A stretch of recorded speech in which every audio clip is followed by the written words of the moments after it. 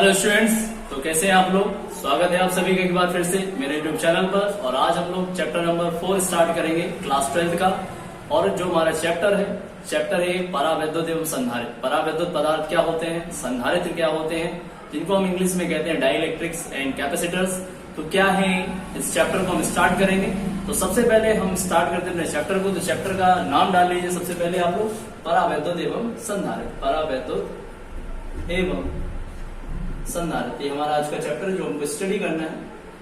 तो इस चैप्टर में सबसे पहले आज की जो हेडिंग है वो जो हम स्टडी करने वाले हैं वो है चालक और अचालक। चालक पदार्थ क्या होते हैं, सबसे पहले हेडिंग डाल लीजिए आप लोग, चालक पदार्थ। तो हम पहले पढ़ेंगे चालक पदार्थ क्या होते हैं। हेडिंग आप लोगों ने डाल ली है। तो ऐसे पदार्थ जिनमें मुक्त इलेक्ट्रॉन क्या होते हैं, उपस्थित होते हैं, उन सबको हम क्या कहते हैं, चालक पदार्थ कहते हैं। ऐसे पदार्थ जिनमें मुक्त इलेक्ट्रॉन क्या हो, उपस्थित हो। ऐसे सभी पदार्थ जिनमें मुक्त इलेक्ट्रॉन उपस्थित हो उन्हें हम क्या कहते हैं, चालक पदार्थ कहते हैं। ऐसे सभी पदार्थ जिनमें मुक्त इलेक्ट्रॉन उपस्थित होते हैं उन्हें हम क्या कहते हैं, चालक पदार्थ कहते हैं। हम ये भी कह सकते हैं कि यदि हम उनमें क्या करें, विद्युत क्षेत्र में चालक पदार्थों को रखते हैं तो उनमें विद्युत धारा उनसे होकर प्रवाहित होने लगती है। तो ऐसे सभी पदार्थों को हम क्या कहते हैं, चालक पदार्थ कहते हैं। ठीक, इसके बाद हम बात करते हैं अपने अचालक पदार्थ। अचालक पदार्थ क्या होते हैं, अचालक ऐसे पदार्थ होते हैं जिनमें मुक्त इलेक्ट्रॉन या मुक्त आवेश उपस्थित नहीं होते। मुक्त इलेक्ट्रॉन उपस्थित ना हो, ऐसे सभी पदार्थ जिनमें मुक्त इलेक्ट्रॉन उपस्थित ना हो उन्हें हम क्या कहते हैं, अचालक पदार्थ कहते हैं। ठीक है, और अगर इन्हें हम विद्युत क्षेत्र में रखते हैं तो इनसे होकर कोई भी धारा प्रवाहित नहीं होती। इनको हम क्या कहते हैं, अचालक पदार्थ कहते हैं। एक और होते हैं हमारे अर्धचालक। अर्धचालक ये कैसे पदार्थ होते हैं, इनमें भी मुक्त इलेक्ट्रॉन उपस्थित नहीं होते। ठीक है, सामान्य अवस्थाओं में ये चालक की भांति ही क्या करते हैं, कार्य करते हैं। इस अर्धचालकों को आप बहुत अच्छे से, हमारी जो लास्ट यूनिट है सेकंड फिजिक्स की, उसमें हम पढ़ेंगे। तो अभी हमें कुछ ज्यादा जानने की जरूरत नहीं, हम केवल इतना ही जाने कि नॉर्मल कंडीशन में सामान्य ताप और दाब पर ये अचालकों की भांति ही क्या कार्य करते हैं और इनमें मुक्त आवेश इनमें भी उपस्थित नहीं होते। ठीक, इसके बाद हम अपनी अगली हेडिंग डालते हैं। और तो अगली हेडिंग डाल लीजिए फटाफट, मुक्त आवेश एवं बद्ध आवेश। तो अगली हेडिंग है हमारी मुक्त आवेश एवं बद्ध आवेश। बद्ध आवेश क्या होता है, मुक्त आवेश और क्या होता है बद्ध आवेश, इसको हमको स्टडी करना है। क्या मुक्त आवेश होता है, क्या बद्ध आवेश होता है, जिसको इंग्लिश में हम लोग कहते हैं मुक्त आवेश को फ्री चार्ज, और हम अपने इसको कहते हैं बद्ध आवेश को बाउंड चार्ज। ये क्या कहलाता है, फ्री चार्ज, और हमारे ये क्या कहलाता है, बाउंड चार्ज। बाउंड चार्ज क्या होता है, इसको भी हम थोड़ा समझेंगे अपने डेफिनेशन में। तो आइए हम इसको समझते हैं। सबसे पहले हमने क्या मान लिया, एक परमाणु मान लिया। कोई भी पदार्थ होता है, चाहे अचालक हो चालक हो, परमाणुओं से क्या होता है, मिलकर बना होता है। सभी जानते हैं कोई भी पदार्थ है वो छोटे छोटे परमाणुओं से क्या होता है, मिलकर बना होता है। और हर एक परमाणु में नाभिक होता है। क्या होता है, एक नाभिक उपस्थित होता है। और इस नाभिक में आप अगर जानते हैं कि जो नाभिक होता है, नाभिक के अंदर क्या उपस्थित होते हैं, प्रोटॉन उपस्थित होते हैं और न्यूट्रॉन उपस्थित होते हैं। और जो इलेक्ट्रॉन्स होते हैं वो इस नाभिक के चारों ओर क्या लगाते रहते हैं, चक्कर लगा देते हैं। कुछ निश्चित ऊर्जाओं की कक्षाओं में इलेक्ट्रॉन क्या करते हैं, लगातार ही चक्कर लगाते रहते हैं। अब अगर नॉर्मल स्थिति की बात की जाए, नॉर्मल कंडीशन में क्या होता है, जो नंबर ऑफ प्रोटॉन्स रहते हैं और नंबर ऑफ इलेक्ट्रॉन्स किसी भी अणु के भीतर, किसी भी परमाणु के भीतर क्या होते हैं, इक्वल होते हैं। जिनकी संख्या होती है, संख्या, प्रोटॉनों की संख्या और इलेक्ट्रॉनों की संख्या क्या रहती है, बराबर रहती है। नॉर्मल कंडीशन में इनकी संख्या पर कोई प्रभाव नहीं पड़ता। लेकिन यदि जो बाहर उपस्थित इलेक्ट्रॉन होता है, कई ऊर्जाओं की कक्षाओं में क्या लगाते रहते हैं। यहाँ उच्च ऊर्जा की कोई कक्षा है, इससे भी ज्यादा ऊर्जा की कोई कक्षा में इलेक्ट्रॉन क्या कर रहा है, चक्कर लगा रहा है। तो ये कक्षाएं क्या होती हैं, अलग अलग ऊर्जाओं की होती हैं। अब यदि अगर हम बाहर से कोई ऊर्जा दे दें तो जो इलेक्ट्रॉन होता है वो उस ऊर्जा को ग्रहण करके अपनी इस कक्षा को क्या कर देता है, छोड़ देता है। और जब छोड़ेगा तो पूरे पदार्थ में क्या होता है, मुक्त रूप से गति करने लगता है। तो जो इलेक्ट्रॉन अपने परमाणु को छोड़कर पदार्थ में इधर उधर गति करने लगता है उसको हम क्या कहते हैं, मुक्त आवेश कहते हैं। उसी इलेक्ट्रॉन को हम क्या कहते हैं, मुक्त आवेश कहते हैं। इसको हम फ्री चार्ज भी कह रहे हैं। और बद्ध आवेश की हम बात करें तो जब भी कोई इलेक्ट्रॉन अपने परमाणु को छोड़ता है तो वो परमाणु धनावेशित हो जाता है। वो परमाणु कैसा हो जाता है, अगर मान लीजिए इस परमाणु ने एक इलेक्ट्रॉन छोड़ दिया तो सपोज करिए इसे कैसा हो गया, ये परमाणु धनावेशित हो जाएगा। कैसा हो जाएगा, धनावेशित। और इस परमाणु को फिर हम क्या कहने लगते हैं, आयन कहते हैं। और ये जो आयन होता है ये गति नहीं कर पाता, इसमें गति संभव नहीं है। और इसी धनायन को हम लोग क्या कहते हैं, बद्ध आवेश कहते हैं। बद्ध आवेश, ये हमारा क्या हो जाएगा, बद्ध आवेश हो जाता है। ठीक है, तो ये हमारा बद्ध आवेश हो गया। एक बार फिर से समझ लीजिए कि अगर मान लीजिए कोई भी परमाणु होता है तो परमाणु में प्रोटॉन और न्यूट्रॉन क्या होते हैं, उपस्थित होते हैं, और जो इलेक्ट्रॉन होता है वो लगातार नाभिक के चारों ओर निश्चित ऊर्जाओं की कक्षा में क्या होता है, चक्कर लगाता रहता है। नॉर्मल स्थिति में जो इलेक्ट्रॉन होते हैं और जो प्रोटॉनों की संख्या होती है वो क्या होती है, बराबर होती है, इनके चार्जेस बराबर होते हैं। लेकिन यदि इस इलेक्ट्रॉन को बाहर से कुछ ऊर्जा मिल जाती है तो इलेक्ट्रॉन क्या करती है, अपने ऊर्जा स्तर को छोड़ देता है, यानी अपनी उस कक्षा को छोड़कर बाहर निकल जाता है और वो पूरे पदार्थ में मुक्त रूप से क्या करने लगता है, गति करने लगता है। और इसी मुक्त इलेक्ट्रॉन को ही हम क्या कहते हैं, मुक्त आवेश कहते हैं। उसकी दूसरी ओर यदि ये जो इलेक्ट्रॉन जब निकलता है तो परमाणु कैसा हो जाता है, धनावेशित हो जाता है, और इस धनावेशित परमाणु को ही हम क्या कहते हैं, आयन कहते हैं। और जो आयन है इन्हीं को हम क्या कहते हैं, बद्ध आवेश कहते हैं, क्योंकि ये जो बद्ध आवेश होते हैं ये कहीं पर भी गति नहीं कर सकते, ये बिल्कुल एक जगह स्थिर रहते हैं। इनको हम बद्ध मतलब बंधा हुआ आवेश जो गति ना कर सके, जिसको इंग्लिश में बाउंड चार्ज भी कहा जाता है। ठीक है, तो हमारा अगला टॉपिक है परावैद्युत पदार्थ एवं विद्युत ध्रुवण। सबसे पहले परावैद्युत पदार्थ एवं वैद्युत ध्रुवण। ठीक है, क्या होता है, इस टॉपिक को हम स्टडी करेंगे। सबसे पहले हम बात करते हैं परावैद्युत पदार्थ की। परावैद्युत पदार्थ क्या होते हैं, जितने भी अचालक पदार्थ होते हैं वो सभी क्या होते हैं, परावैद्युत पदार्थ होते हैं, क्योंकि अचालकों में मुक्त इलेक्ट्रॉन क्या होते हैं, उपस्थित नहीं होते। इसी कारण अचालकों को ही हम क्या कहते हैं, परावैद्युत पदार्थ कहते हैं। यदि हम बात करें चालकों की, तो चालक इसकी हम व्याख्या करते हैं। जैसे सपोज करिए चालक पदार्थ हमने यहाँ मान लिया। सबसे पहले हम चालक पदार्थ को थोड़ा समझ रहे हैं। कोई भी चालक पदार्थ है तो चालक पदार्थ के भीतर सदैव वैद्युत क्षेत्र शून्य रहता है, ये हम जानते हैं। उसका कारण क्या है, क्योंकि जब भी चालक पदार्थ को हम बाह्य वैद्युत क्षेत्र में रखते हैं तो इस चालक के भीतर क्या होता है, आवेशों का पुनर्वितरण होता है।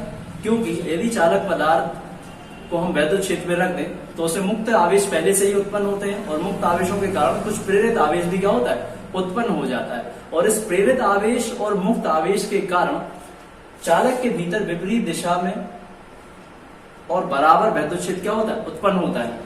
एक मुक्त इलेक्ट्रॉनों के कारण यानी फ्री चार्जेस की वजह से जो इलेक्ट्रिक फील्ड होगी या वैद्युत क्षेत्र उत्पन्न होगा वो इस दिशा में, और जो हमारे प्रेरित आवेश है जिनको हम कहते हैं इंड्यूस चार्ज, तो उससे जो वैद्युत क्षेत्र उत्पन्न होगा वो क्या होगा, विपरीत दिशा में। दोनों का परिमाण क्या रहता है, समान रहता है, जिससे ये दोनों वैद्युत क्षेत्र एक दूसरे को क्या कर देते हैं, कैंसिल आउट कर देते हैं, और चालक के भीतर जो कुल वैद्युत क्षेत्र होता है नेट, वो क्या आ जाता है, शून्य रहता है। इसीलिए चालक के भीतर कोई भी वैद्युत क्षेत्र उत्पन्न नहीं होता। लेकिन अगर हम बात करें परावैद्युत पदार्थों की या अचालक पदार्थों की तो उसमें ठीक विपरीत होता है। तो हम बात करते हैं अचालक पदार्थों की। अचालक पदार्थ क्या होते हैं, जिन्हें हम परावैद्युत पदार्थ भी कहते हैं, क्योंकि जो परावैद्युत पदार्थ होते हैं उनमें मुक्त इलेक्ट्रॉन उपस्थित नहीं होते, और अचालक जितने भी होते हैं उनमें भी मुक्त इलेक्ट्रॉन उपस्थित नहीं होते।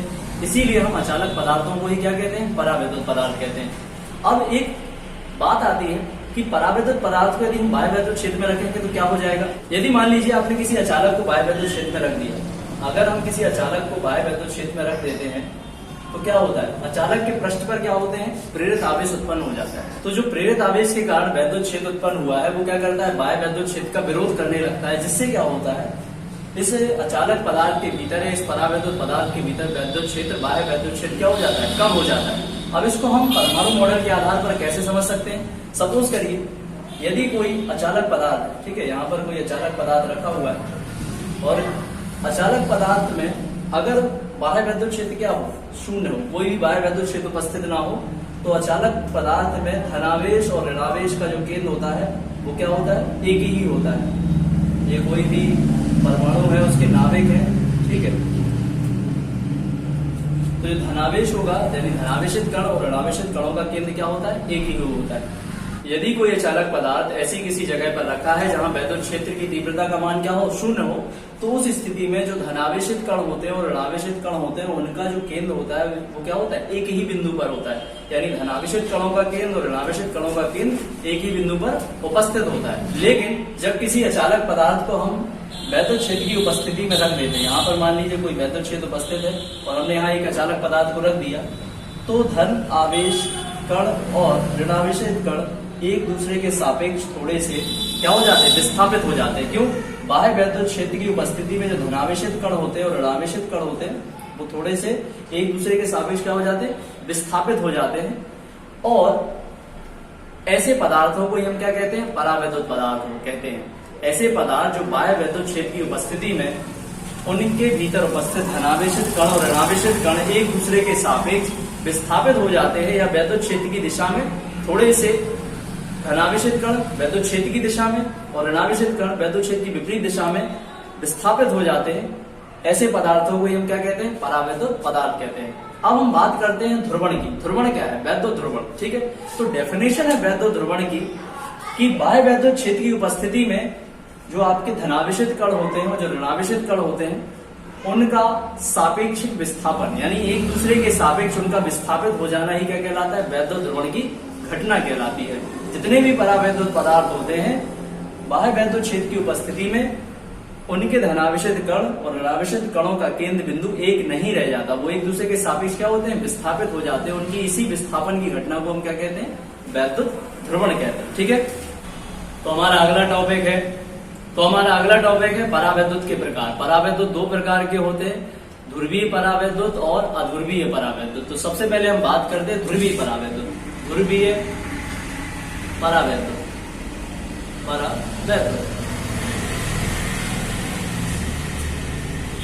तो सबसे पहले बात आती है डेफिनेशन की। ध्रुवीय परावैद्युत पदार्थ कैसे पदार्थ होते हैं? ऐसे पदार्थ जिनके अणुओं के धनावेश और ऋणावेश के केंद्रों के बीच एक निश्चित दूरी होती है, ऐसे पदार्थों को हम क्या कहते हैं? ध्रुवीय परावैद्युत पदार्थ कहते हैं। जैसे मैं डायग्राम से समझाता हूँ। सपोज करिए कोई भी ध्रुवीय परावैद्युत पदार्थ है, उसके अणुओं के बीच एक धनावेश और एक ऋणावेश के बीच क्या हो? एक निश्चित दूरी हो, ऐसे परावैद्युत पदार्थों को हम क्या कहते हैं? ध्रुवीय परावैद्युत पदार्थ कहते हैं। ठीक है, जो ध्रुवीय परावैद्युत पदार्थ होते हैं उनका नेट आवेश जो होता है, कुल आवेश होता है, वो क्या होता है? शून्य होता है। और इनका जो वैद्युत द्विध्रुव आघूर्ण होता है वो शून्य नहीं होता है। इसको हम क्या कहते हैं? वैद्युत द्विध्रुव आघूर्ण। वैद्युत द्विध्रुव आघूर्ण। ध्रुवीय जो परावैद्युत पदार्थ हैं उनका वैद्युत द्विध्रुव आघूर्ण शून्य नहीं होता। ठीक है, इनका जो खुद का यानी निज माने स्वयं का, इन ध्रुवीय परावैद्युत पदार्थों के अणुओं का जो स्वयं का वैद्युत द्विध्रुव आघूर्ण होता है वो शून्य नहीं होता, लेकिन इनका जो कुल आवेश होता है वो क्या होता है? शून्य होता है। इसी वजह से ये बल आघूर्ण का क्या करते हैं? अनुभव करते हैं, यानी इन पर लगने वाला वैद्युत बल आघूर्ण भी शून्य नहीं होता। इस टाउ को हम कहते हैं वैद्युत बल आघूर्ण, ये भी शून्य नहीं होता है। इन सब पदार्थों को हम क्या कहते हैं? ध्रुवीय परावैद्युत पदार्थ। उदाहरण की अगर हम बात करें तो उदाहरण है हमारे पास जैसे HCl हो गया, HBr हो गया, ये कुछ उदाहरण है हमारे जितने ही परावैद्युत पदार्थ। अब अगर इसको हम डायग्राम की हेल्प से समझाएं, कैसे? तो डायग्राम की हेल्प से मैं आपको समझाने वाला हूं यहाँ पर।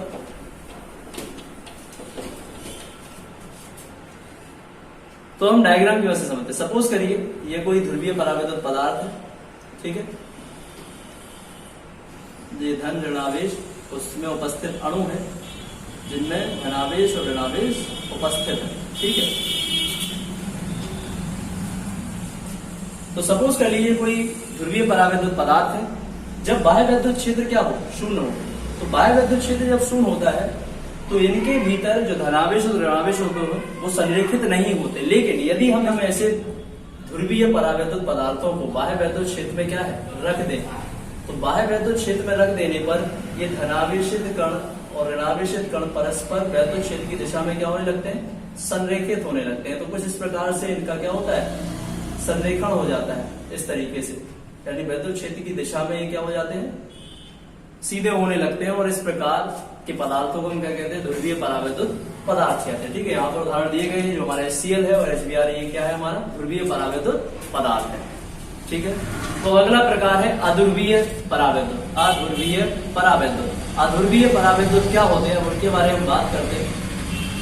तो डायग्राम की हेल्प से इनको बड़े आसानी समझा सकता है। सबसे पहले बात करते हैं हम डेफिनेशन की। डेफिनेशन है ऐसे पदार्थ या ऐसे परावैद्युत पदार्थ जिनके अणुओं में उपस्थित धनावेश और ऋणावेश का केंद्र बिंदु एक ही बिंदु पर उपस्थित होता है, ऐसे परावैद्युत पदार्थों को हम क्या कहते हैं? अध्रुवीय परावैद्युत पदार्थ कहते हैं। इनका जो कुल आवेश होता है वो भी क्या होता है? शून्य होता है। और ऐसे परावैद्युत पदार्थों का वैद्युत द्विध्रुव आघूर्ण भी क्या होता है? शून्य होता है। ठीक है, इनका जो निज वैद्युत द्विध्रुव आघूर्ण होता है वो क्या होता है? शून्य होता है।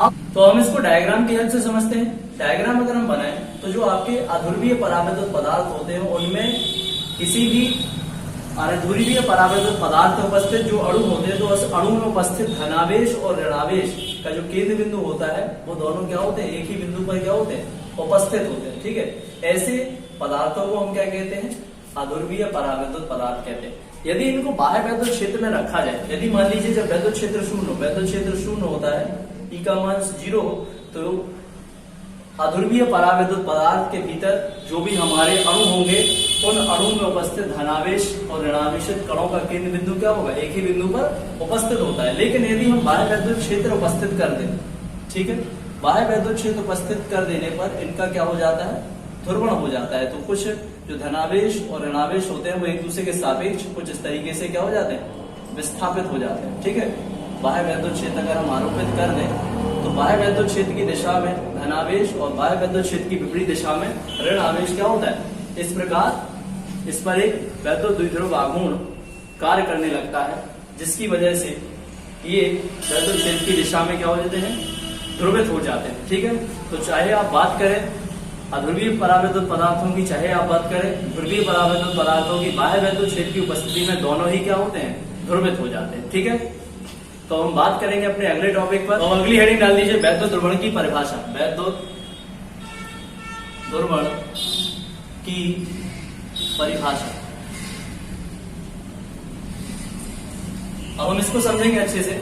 सपोज करिए कि मान लीजिए कोई भी परावैद्युत पदार्थ हो, चाहे वो अध्रुवीय परावैद्युत पदार्थ हो चाहे ध्रुवीय परावैद्युत पदार्थ है, यदि हम उसको वैद्युत क्षेत्र में रख देते हैं तो परावैद्युत पदार्थ के जो अणु होते हैं उन अणुओं पर बाह्य वैद्युत क्षेत्र के कारण एक बल आघूर्ण क्या करता है, कार्य करने लगता है। और ये जो बल आघूर्ण होता है, सपोज करिए यहाँ पर मान लीजिए कोई भी, चाहे ध्रुवीय परावैद्युत पदार्थ की बात करें, कोई भी परावैद्युत पदार्थ रखा हुआ है, ठीक है, एक परावैद्युत पदार्थ है, तो परावैद्युत पदार्थ सपोज करिए अणु उपस्थित है, उस अणु में धनावेश और ऋणावेश उपस्थित होंगे परस्पर बहुत सारे।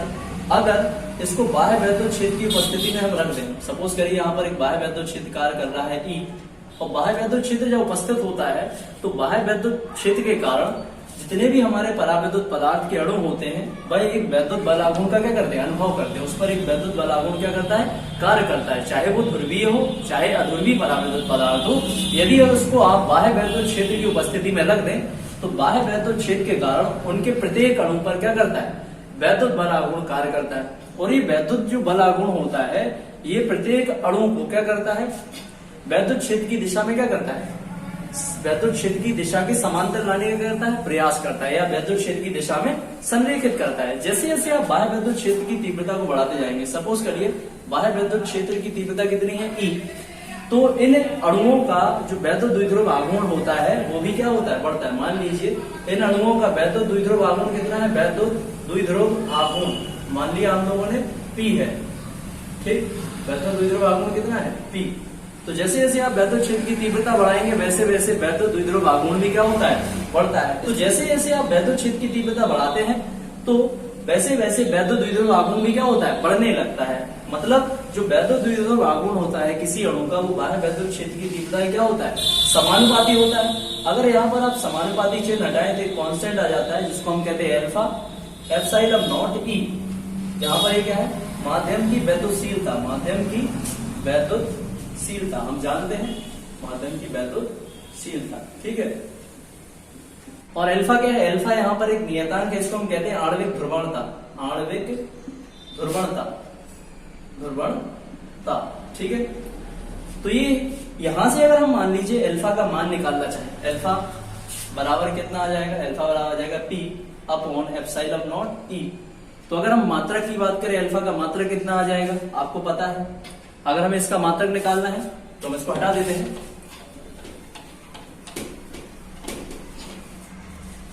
तो हम बात करेंगे अल्फा का मात्रक कि जो आणविक ध्रुवणता है उसका मात्रक कितना आएगा। हमें पता है वैद्युत द्विध्रुव आघूर्ण, वैद्युत द्विध्रुव आघूर्ण का मात्रक होता है coulomb metre, coulomb metre upon, यहाँ पर एप्सिलॉन नॉट क्या है, माध्यम की विद्युतशीलता जिसका मात्रक होता है coulomb square upon newton metre square, ठीक है, इनटू वैद्युत क्षेत्र, वैद्युत क्षेत्र का मात्रक होता है न्यूटन प्रति कूलाम, ठीक। ये हमारे मात्रक हो गए इन सभी के।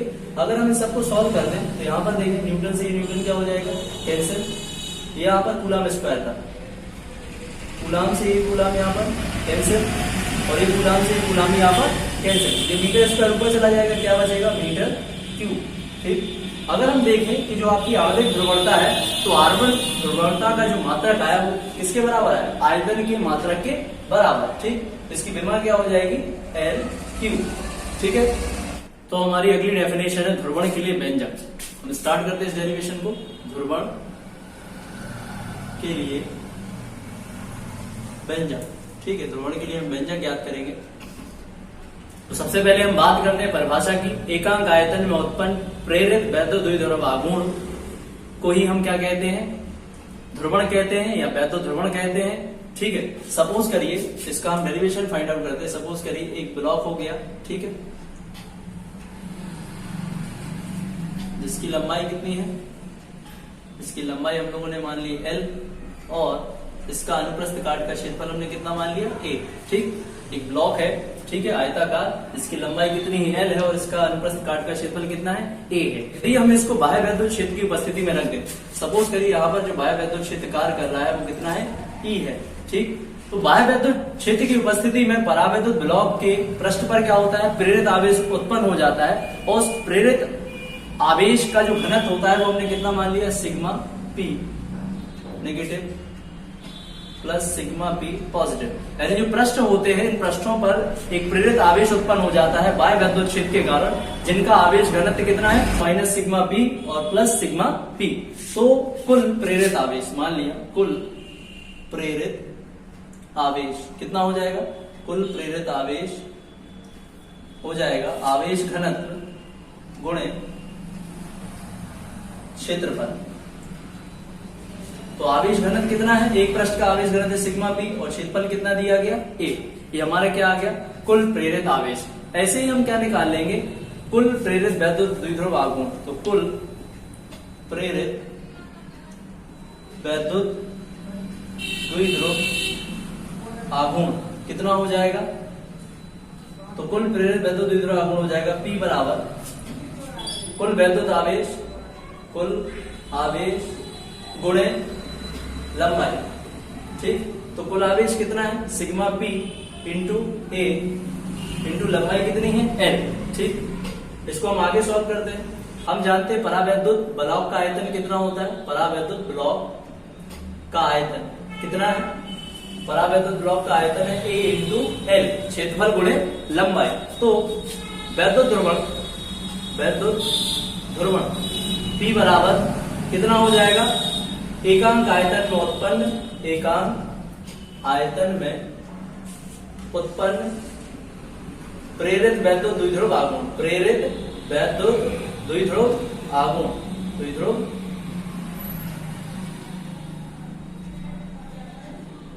आघूर्ण। ठीक है, अब इसको हम सॉल्व कर देंगे। सॉल्व करने में यहाँ पे इसको मिटा रहा हूं, तो इस सूत्र को इस्तेमाल करेंगे तो P बराबर क्या हो जाएगा, P बराबर कुल प्रेरित वैद्युत द्विध्रुव आघूर्ण, कुल प्रेरित वैद्युत द्विध्रुव आघूर्ण बटे कुल आयतन, कुल आयतन। ठीक है, इसको हम आगे सॉल्व करेंगे तो P बराबर क्या आ जाएगा, P इक्वल टू कुल प्रेरित वैद्युत द्विध्रुव आघूर्ण हमने कितना निकाला था, sigma P A into L, और कुल आयतन कितना है इस ब्लॉक का, यहाँ लिखा है A into L। A into L से A इंटू L कैंसिल हो जाएगा, कितना आ गया, सिग्मा P।